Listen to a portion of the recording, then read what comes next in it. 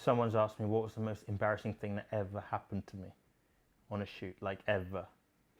And it's not really something that I want to speak about, but I will.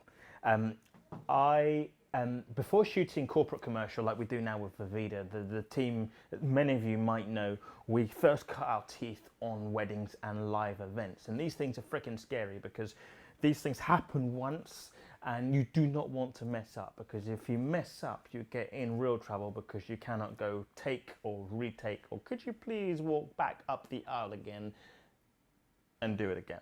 In fact, one of the events that I will never, ever, ever forget is during the middle of one such occasion. I would like you to imagine being inside a temple, a Sikh temple.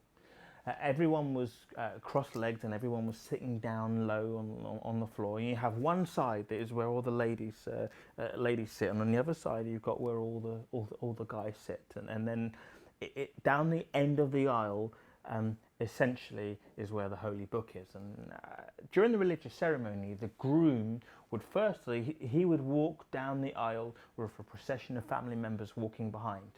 And I remember I was working on photography on this day with one of my team members, in fact Vivida's first employee, James, a number of years back, probably over 10 years now. And I will never forget.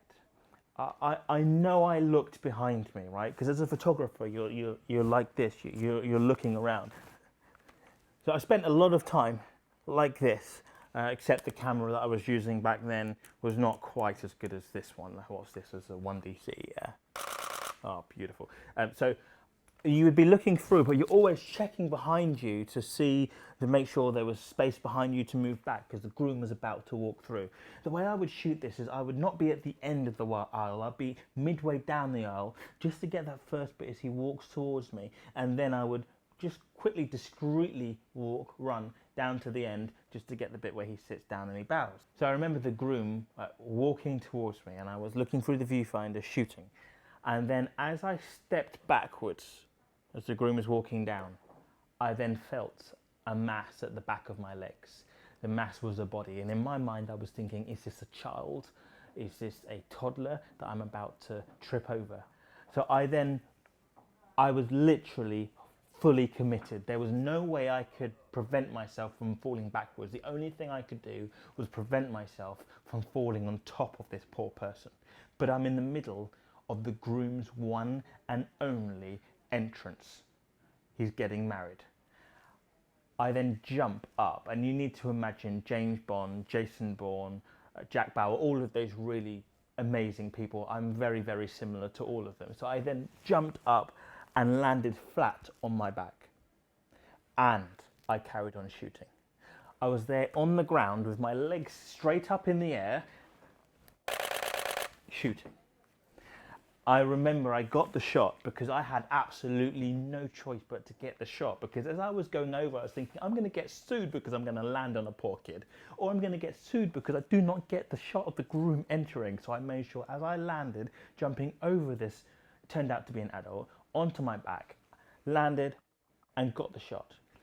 The shot was from an amazingly low angle. It was a composition like I had never had before, but it was extremely good. And the groom had a little bit of a smirk on his face, along with the whole wedding party behind him. The expression and the emotion was just fantastic as they tried not to laugh.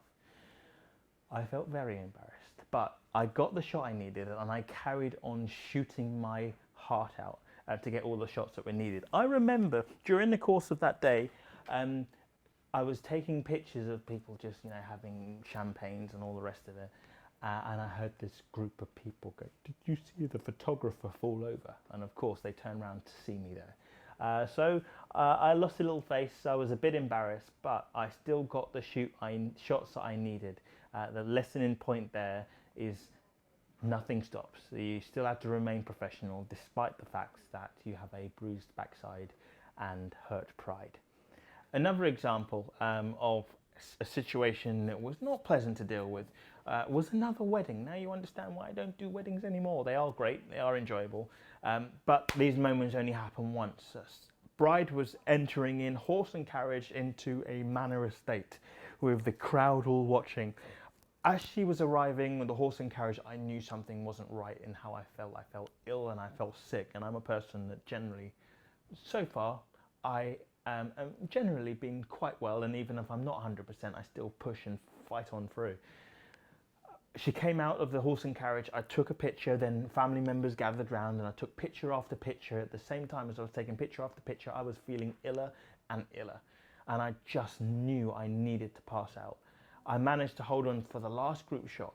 I then walked into the estate with the bride following behind me, about 10 meters behind, walked round the corner, bam, hit the deck. I remember I came to just as I see her coming round the corner. I only lost consciousness just for a few seconds or so.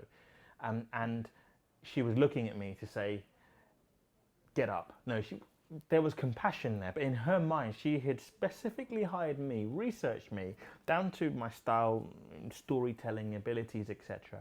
And I was the only photographer on site. The other team member, James, who was Vivida's first employee, he shot video, so he couldn't help. I had to get up, take a glass of water, and during the ceremony I sat down at the front of the aisle because I did not have the strength to stand up.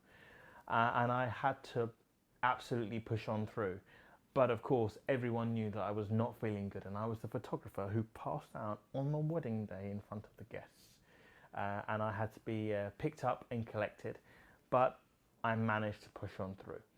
And that's probably actually definitely reflective of filmmakers and photographers' attitude towards the creative process. In general, when you're in the middle of the shoot, things have to carry on, things have to continue as much as possible.